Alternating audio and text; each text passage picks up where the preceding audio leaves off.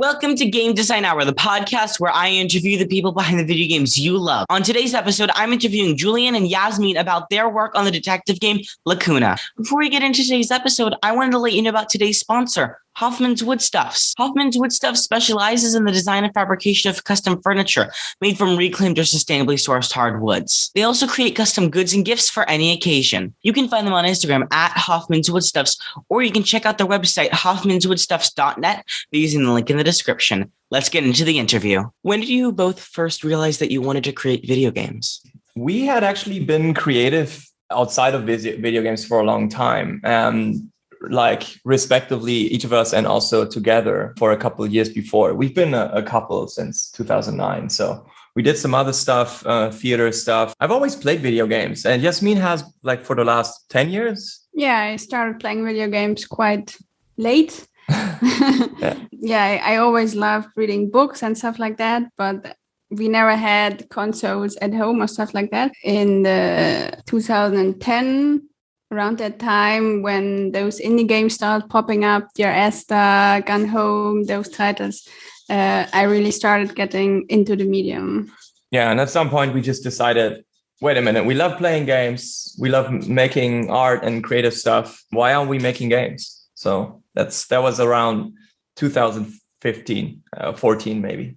How did you first get into the video game industry? Around that time when I realized that I wanted to work in games, but I had no skills to work in games. So I just settled with what I could do, which was make music. And that's what I offered to local studios in Munich, where we lived at the time. And that's how I got into the industry. And after 5 years of freelancing, or maybe 4-ish, I got a job at a studio as a PR and community manager. And then I, asked Jasmin if we wanted to do our studio together. That was about 2-ish years ago. And I only joined the industry when we started working on Lacuna. Before that, I was working as a researcher at university in literary studies. I'm also still doing that today. But also working on the game. Yeah, we both studied literature. She has a PhD in it, but it's maybe something of note. We didn't know how to program or anything just a few years ago. And then we were semi-self-taught and managed to cobble together a prototype. And now we're lucky enough to pay people for it. How did the idea for Lacuna originate? Very, very initially had the idea when I played a game that I found very boring, where I was chasing after quest markers and not reading anything that NPCs were telling me. When one quest popped up where I actually had to pay attention to what people were saying, I thought, this is awesome. Having people work for it a little bit, forcing them to be invested a little by paying attention, giving the right answers, then you're much more invested if you put in some work. And then I think that was the core idea years and years ago. And ever since, it's been evolving up until shortly before release. It's I don't think it has much in common with the old concept from 2015 or something.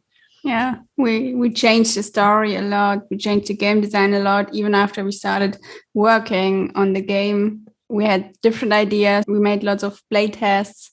And we realized that there were some issues with the gameplay, some things that didn't work the way we wanted them to. And then we changed a lot. How long did you spend working on the story in comparison to working on the gameplay? I think the world building, not necessarily the plot that you play through, but the world around it was a process of years before there was much in the way of gameplay to discover. So that was sort of a thing that we did on the side for a long time. And then at some point we started actually making the game. I think the prototype, not much of it exists today. We cobbled it together to pitch it to a publisher, but then we pretty much had all the systems rewritten by a proper programmer, Benedict, and that phase was pretty quick. We just worked. We knocked it out in less than a year and a half, I think. What are some of the biggest inspirations behind Lacuna? Video games, books, movies, anything like that? We love The Expanse books and The Expanse TV show. So that was a really important inspiration for Lacuna. It's more hard sci-fi, not that fantasy type of sci-fi. And we also wanted to have a complex world with antagonists that have believable motives, and that aren't just, bad guys. Which is also something that came from Ghost in the Shell. I think they do it excellently, where your protagonists are almost sometimes more the bad guys than the antagonists. Yeah. And there are also a bunch of video games that we like. Oxenfree was an important inspiration for the dialogue flow and for the NPCs moving around while talking. The controls, yeah. Then obviously the Telltale games and stuff like Detroit Become Human, games that have different branching content. Yeah. And also Return of the Obra Dinn for the detective system. I mean, Lacuna is not a gameplay-driven game. It's rather a story-driven game. And Return of the Obra Dinn is more gameplay-driven, but the core idea for the investigation mechanics is inspired by Obra Dinn. And a bunch more. Like we played like Return of the Obra Dinn, I think is my absolute favorite detective game, but we play detective games most weeks on Friday with the whole team for like 2 hours to see how they do it, how they do the investigation mechanics. And we copied a lot and learned a lot of games that call themselves detective games don't have any detective mechanics. You play a detective in the story, but you don't do any of the deductions yourself. And then one game did it really well, I thought, Detective Grimoire. And they also have this closed text system where you swap out words to make sentences. And we have a very small version of this in Lacuna. Games like Lacuna give players a bunch of different choices that usually end up impacting the story. How many different possible endings are there? There are 8 distinct finales. So the final scene can go 8 different ways, but that's multiplied by a bunch of other things. We track some things that the player doesn't know, like you have an investigation score, which impacts the epilogue. So the epilogue is a long just monologue of the main character that recaps like what happened next. Many of those things are like your relationship with different characters, your relationship with your work, how well you did with the investigation, what you decided. So you can obtain this data that's crucial for the plot. And you can, if you obtain it, you can find out who was behind, or actually that's, I think, decoupled from one another. You can also find out the mastermind behind the whole operation or not. If you have it, you can decide to leak the data. If you have the mastermind, you can decide to let him go. So there's like variations of variations, and all these like multiplied together, I think come out to over 500 distinct epilogues. But most of them are like just one line is different, because ending 512 and ending 513 differ in that you were fired from your job or you were just reprimanded, Out of the 8 distinct finales, were there any interesting ones that you talked about at one point that just ended up getting cut? We did a lot of changes to the endings, actually, because it was super complicated. To find a way that the player really has a chance to get the good ending, that it's not too hard, not too easy. And then at some, we have those 2 variables. Do you find out about the data, and do you find out who's the mastermind behind everything? And at the beginning, there were kind of one case, and then we decided that it would be better to split it up so players have a second chance if they don't find out who's the mastermind, for example, but they do solve the data case, they can still get the good ending. And that was a lot of back and forth to find the right difficulty, and the game design from the cases always had an impact on the way the finales could go. So that was quite complicated to find a good solution for that. We ended up deciding on 3 variables, and that was quite hard to justify in a way, because we had to like couple some things together and make them lead into these variables. For instance, if you find the HQ of the bad guys in the end is tied to whether or not you solved the hack. And we had to you solved what the incident is that you have to investigate. And so we put that together by saying, okay, how about they try to get data about that incident that's sort of in a folder that you'll only find if you know what the incident was about, when it was, who did it, what it was. And then if they want to access that folder, you can trace the hack. And then you can find, so we had to like write around this so it wouldn't be like a million endings and put some of the things together. But now it's 3 variables that can go 2 ways. each of which consists of many different smaller things that go into them. And so it's 2x2x2 endings. Were there any big or interesting bugs that you and the team came across while working on Lacuna? No bugs. No, there really was one bug that was pretty interesting in summer 2020, I think. I don't know what time is anymore. I don't know, maybe. I think 2020, when we first showed the game to the public. That was at Gamescom, and there was a big online stream, and there's a big streaming outlet here in Germany that played Lacuna. So that really was a big thing for us, and we had to make sure that we have. I know what you mean now. Yeah, that you have a demo that they can play through of the first, I don't know, three levels, I think. Yeah. And this was like the one big streaming house in Germany. Like we had like 12,000 live viewers and stuff for an hour, and it had to go well. And like barely anybody had played the game before. Yeah, and we were really working very hard to get the demo going. And then I don't know, like 3 days before the great reveal of the game, we tested the game with different players, and it was working perfectly well with most of them. But there were 2 players, I think, where the game just got stuck like 1 minute into the game. Like in the first dialogue, there was like you had one line of dialogue, and then you couldn't move, you couldn't progress. Yeah, and it was just. It didn't go. That was really super strange. And we did a lot of research, tried to find out what that bug was.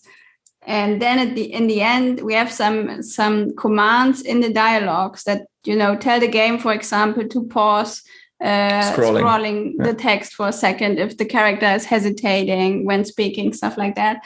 And then it turned out that we had to indicate the time that the dialogue had to wait. We had just used the decimal numbers. We put 0.5 as a wait time for half a second, and some computers couldn't parse that. Yeah. And when we replaced it by 0.5, it worked.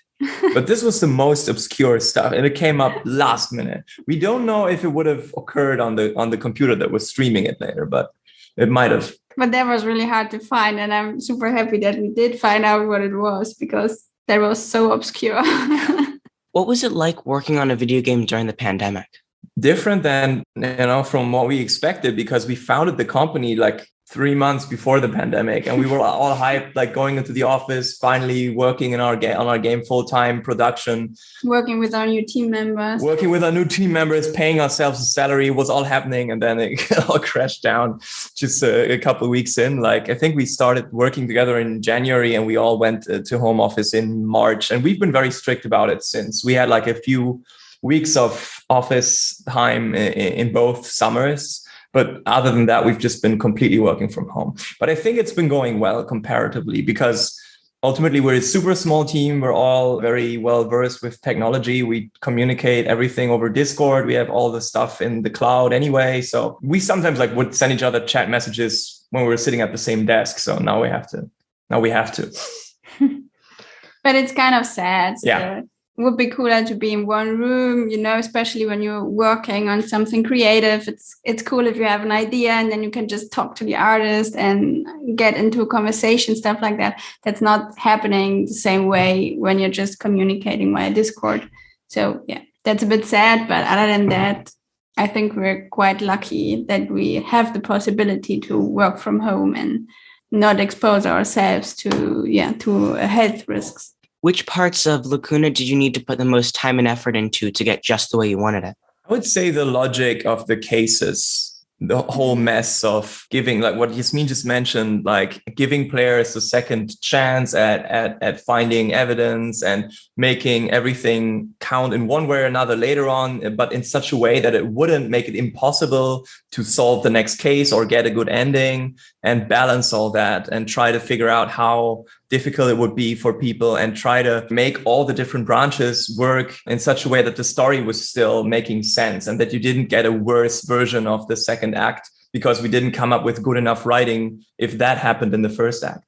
So that was, I think, the thing that we, up until the very end, were improving upon. Up until pretty much we had to submit the texts to our translators so they could get it ready ahead of release. They were unhappy because we gave them like 5 weeks because we were still changing all the dialogues and everything. Yeah. And also making the game design work with the story. That was difficult as well, because you not only have to find a way to design the cases, to make the puzzles work, but they also have to make sense in the story. And you have to find a justification. Why did the perp do that? Why did he lose that clue instead of taking it, stuff like that? So yeah, that was really complicated. We could have made it easier on ourselves. I don't want to name and shame, but some games are just like you get a bit of story, then you get some puzzle that's semi-related to what's happening, and then you get the next bit of story. And we really wanted to be the puzzles and the story, have them be like more or less one and the same. And for the puzzles to be cool and the story still to make sense, we had to move things around a lot. Like the hotel case, for instance, I think there were 5 distinct finished versions of it before we've landed on one that we wanted to keep. Yeah, and then we also wanted the players, like Julian said, have second chances if they mess up at some point. We wanted to have consequences, but we don't want that, you know, if you don't solve the case in the first act, you just get the bad ending and that's it. So you also have to find ways to make it believable in the story that you have another chance later on to get that clue. And that was also very complicated. Sorry to pop in here, but I want to let you know about today's sponsor, Hoffman's Woodstuffs. They specialize in the design and fabrication of custom furniture made from reclaimed or sustainably sourced hardwoods. They also make custom goods and gifts for any occasion. You can check them out on Instagram at Hoffman's Woodstuffs, or you can head on over to their website, hoffmanswoodstuffs.net, by using the link in the description. Let's get back into the interview. Were there any interesting ideas that were talked about at one point or maybe in the game that just ended up getting cut? One thing comes to mind. We wanted to maybe have a couple scenes from the perspective of the antagonist and have you play her for stretches of the game. We ended up cutting that because A, was a lot of extra work and we were short on time the whole time. And B, it would have sort of watered down the experience because you would have had like knowledge that Neil doesn't have, like the main character doesn't have. And that doesn't make a lot of sense for an investigation game. So we decided, to have it thrown out. And I think that at the very beginning, we also wanted to have some sort of shooting mechanic in there. Yeah. Oh, that was super early. That was even scrapped before the prototype. Yeah.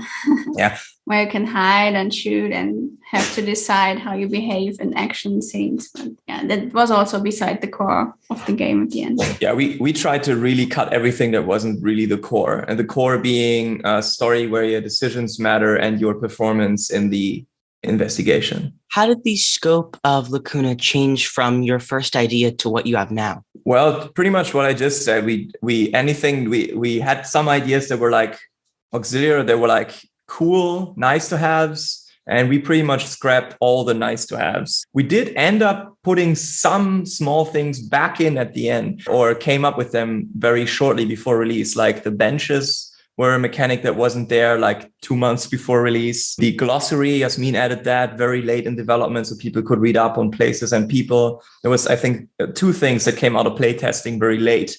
But before that, we were just cutting. I think we cut more than we left in.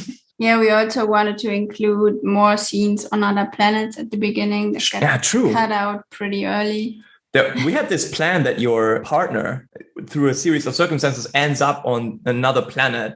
And we wanted to maybe tell his story for a bit, but we scrapped everything. But we have a rich backdrop of politics and history and characters on that planet now that we never used. They're still somewhere in the world, but you never hear of them now. But in general, the scope remained quite the same. I think we didn't add or cut lots of mechanics or stuff like that. No, more in the story department. From the beginning, we were really focused on making that short narrative game where your choices matter, and I think we did a quite okay job with that. Yeah, it was just slashing everything that wasn't like the vision, and then it worked out okay.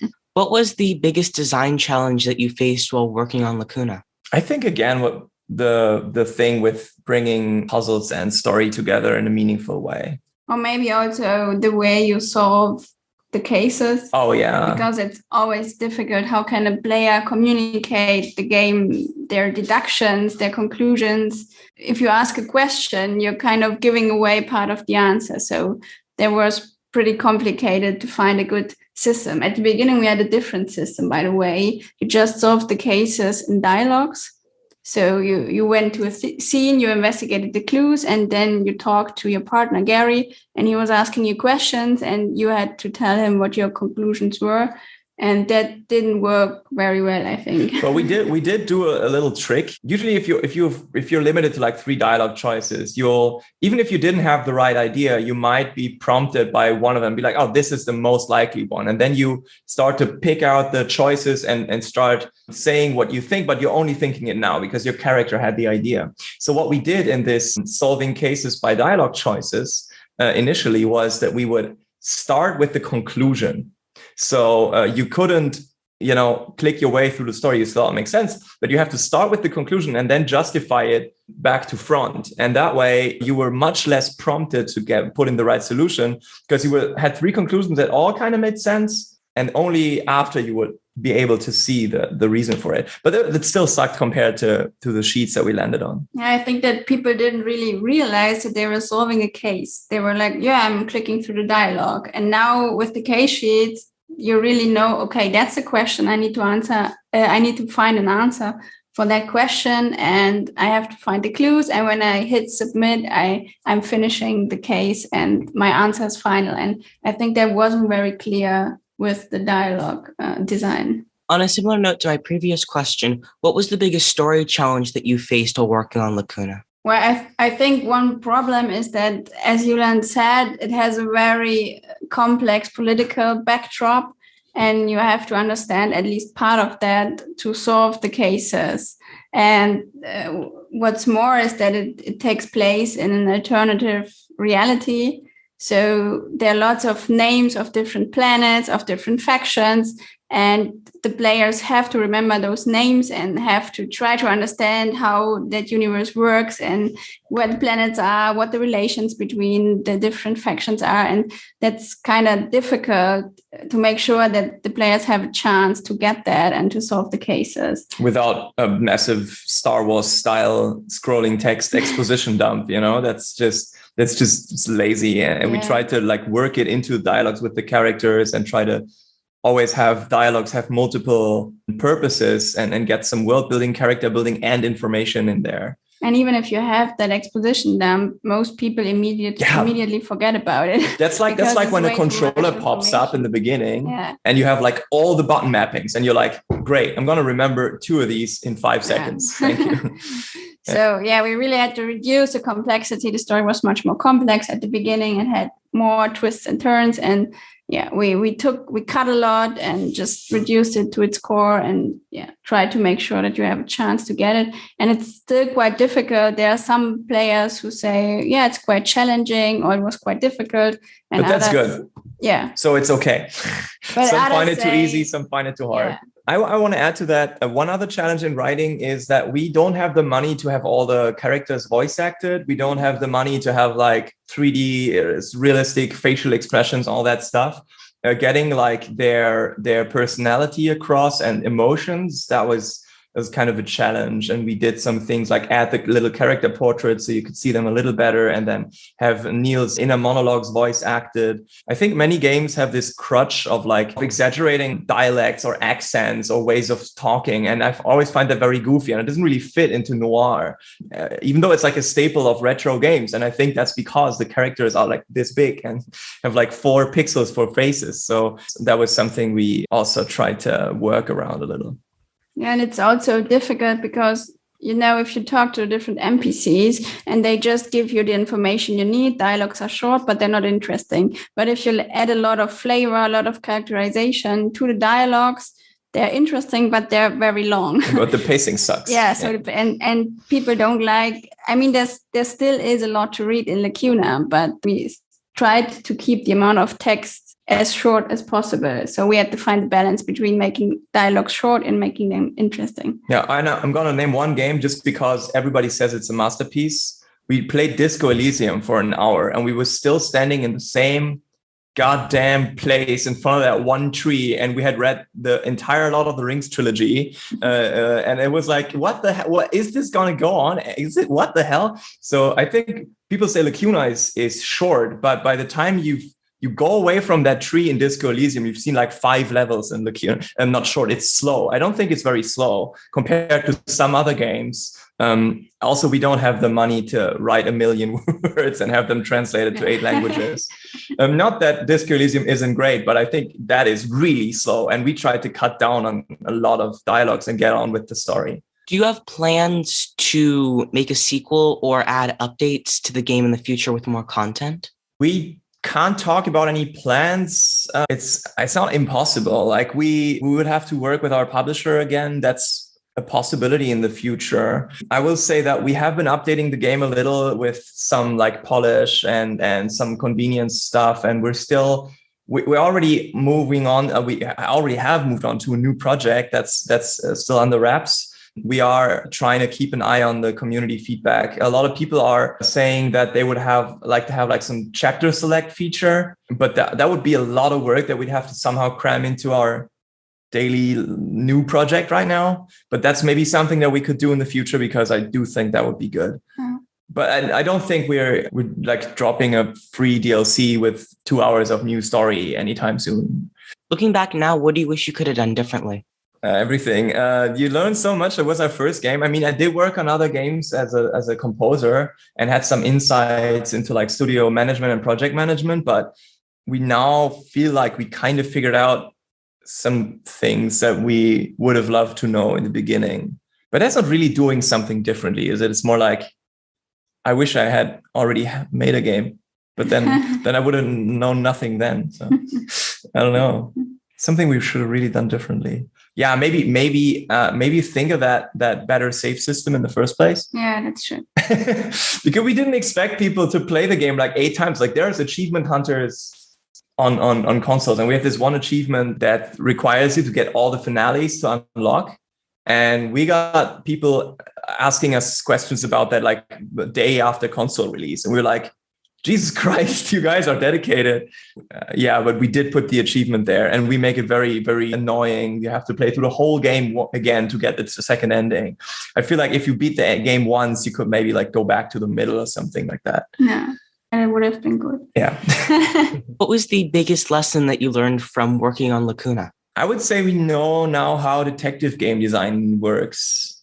We've seen so many examples throughout the development from other games. We made so many mistakes and refined it a lot. And if we're gonna do another entry in the genre, we're gonna refine it more.